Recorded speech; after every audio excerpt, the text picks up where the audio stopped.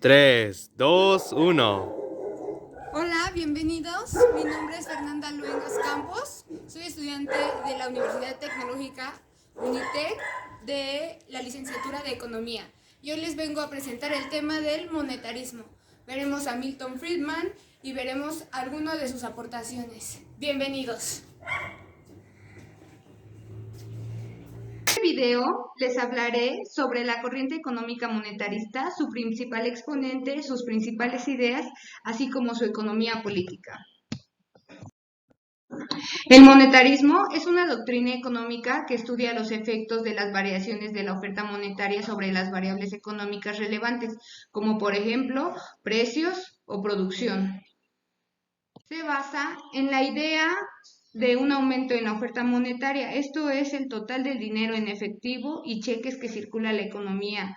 Aumentará la producción en el corto plazo e inflación en el largo plazo.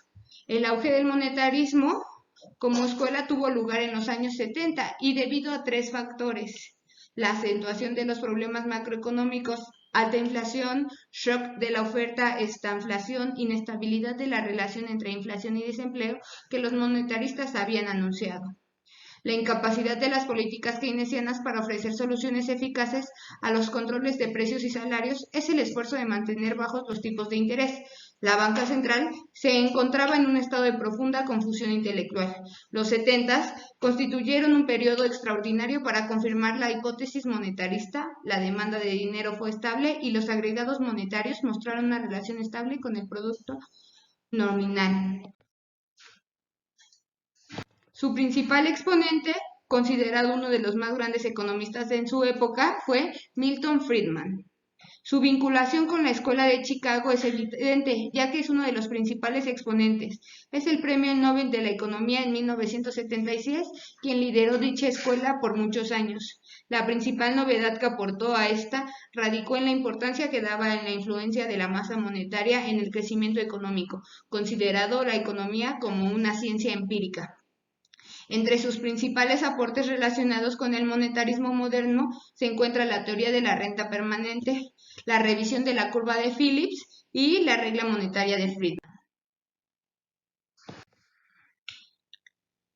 Las principales ideas del monetarismo.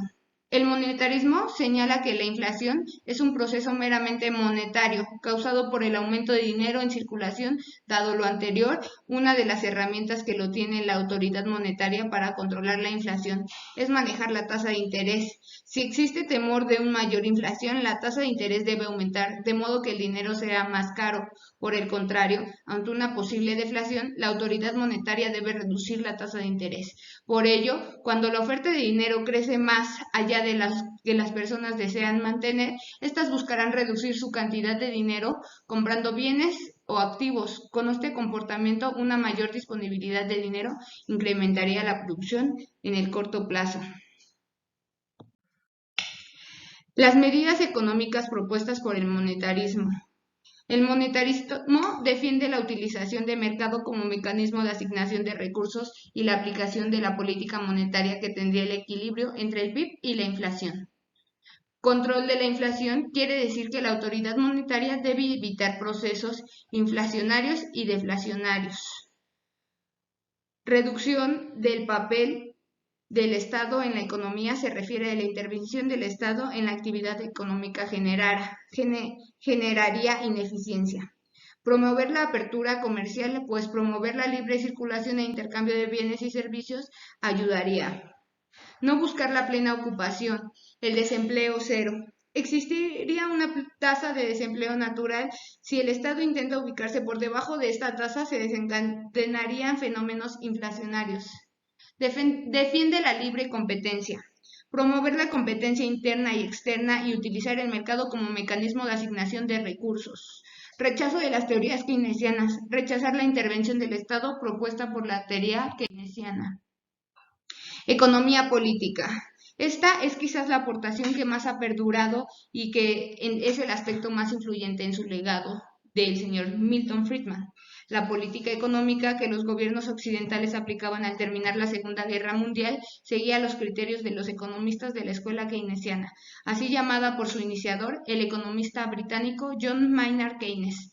Para los keynesianos, el Estado debe dirigir la economía y de hecho ha de ser uno de los principales inversores para asegurar la población de unos bienes mínimos que permitan mantener un elevado ritmo de consumo. De esta forma, el consumo anima la producción, con lo cual el crecimiento económico debería ser continuo y se prevendrían las grandes recesiones. Friedman criticó estas teorías y consideró que su aplicación en Estados Unidos terminaría con el llamado sueño americano. Adoptó una economía política que contrapuso mercados y gobiernos a los que consideró incompetentes y centrados en sus propios intereses, y de ahí exhortó sus reglas para las políticas de un gobierno minimalista. Estos argumentos desembocan en una economía política fundamentalmente distinta. Primero, mercados desencadenados pueden reducir alto desempeño y grandes desigualdades de ingreso que traen como resultado privaciones económicas que vacían el contenido, el significado de la libertad, y eliminan los medios para ejercerla. Segundo, las desigualdades del ingreso y riqueza pueden acarrear profundas consecuencias políticas, porque inclinan el poder político a favor de los ricos. Tercero, la inclinación de las economías laissez-faire ha generado alto desempleo y desigualdad de ingreso. También amenaza directamente a la libertad política y estabilidad al producir enajenación. Cuarto, al neoliberalismo estadounidense de Friedman es la que proviene de Adam Smith, el patrono economista del que se apropia injustificadamente el neoliberalismo estadounidense.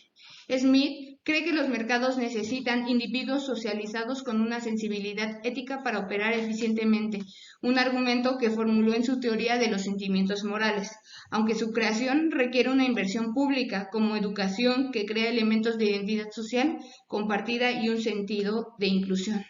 Aun cuando se reconoce que hay fallas de mercado, como los monopolios, el monopolio natural, externalidades, suministro de eficiencia de bienes públicas, estas son vistas como relativamente raras y de pequeña escala. Además, afirma que por lo general las intervenciones del gobierno empeoran la economía debido a la incompetencia burocrática y a los reguladores que quedan atrapados por intereses especiales y a distintas políticas. Principalmente, Friedman tuvo impacto en el desempleo, el crecimiento económico, la inflación y el equilibrio exterior. El desempleo, el estructural, la oferta de empleo no consigue absorber a todas las personas que quieren trabajar. El estacional es una variable del anterior y se da en sectores como la agricultura, la hostelería o el turismo, que tienen oferta de trabajo en determinadas épocas del año. Friccional, en este caso, es el de ajuste y rotación. Están desempleados los trabajadores que están buscando un puesto de trabajo adaptado a sus capacidades. Crecimiento económico y la inflación. En los años 70 la velocidad aumentó a una tasa más bien constante y parecía que la teoría cuantitativa del dinero era acelerada. La tasa de crecimiento del dinero ajustada en función del nivel previsible de velocidad determinó el PIB nominal, pero en estas décadas de 1980 y 1990 la velocidad se volvió muy inestable. Con periodos imprevisibles de subas y bajas, la relación entre oferta, dinero y el PIB nominal se quebró y la utilidad de la teoría cuantitativa del dinero quedó en duda. El equilibrio exterior son las cuentas corrientes, las transacciones de bienes y servicios internacionales, tanto por el comercio como por el pago de remuneraciones o los envíos de capital sin contrapartida. Cuenta de capital, por las transacciones de activos empresariales, financieros o no, como los ingresos y gastos por pago de patentes, compra de equipo, etc. Y cuenta financiera, por inversiones de todo tipo. La influencia de Milton Friedman ha ejercido en la profesión económica.